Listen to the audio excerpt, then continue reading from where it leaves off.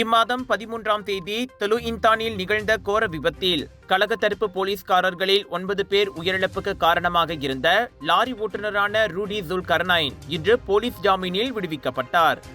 அவருக்கான ஜாமீன் தொகை 6000 ரிங்கேட்டை அவர் வேலை செய்யும் ஸ்லாங்கூரில் உள்ள நிறுவனத்தின் நிர்வாகம் செலுத்தியதை தொடர்ந்து அவர் விடுதலை செய்யப்பட்டார். குற்றஞ்சாட்டப்பட்ட நபர் இன்று காலையில் தெலுஇந்தான் நீதிமன்றத்தில் ஜாமீன் தொகையை செலுத்திவிட்டதாக ஹிலிர்பேரா மாவட்ட போலீஸ் தலைவர் துணை கமிஷனர் டாக்டர் பக்ரி ஜைனால் அபிடின் தெரிவித்தார். ஜுல்கர்னைனுக்கான ஜாமீன் தொகையை அவர் வேலை செய்யும் நிர்வாகம் மற்றும் நண்பர்கள் வழங்கிய நிதி உதவியாலும் திரட்டப்பட்டதாக கூறப்பட்டது. ஆபத்தான முறையில் மற்றும் பொதுமக்களுக்கு ஆபத்தை ஏற்படுத்தும் வகையில் வாகனம் ஓட்டியதன் மூலம் கழக தடுப்பு பிரிவை சேர்ந்த 9 போலீஸ்காரர்கள் உயிரிழந்ததற்கு காரணமாக இருந்ததாக மே 16ஆம் தேதி அந்த லாரி ஓட்டுநருக்கு எதிராக 9 குற்றச்சாட்டுகள் நீதிபதி டோர் அமிதா முன்னிலையில் கொண்டு வரப்பட்டன. அந்த குற்றச்சாட்டை அவர் மறுத்து விசாரணை கோரியிருந்தார்.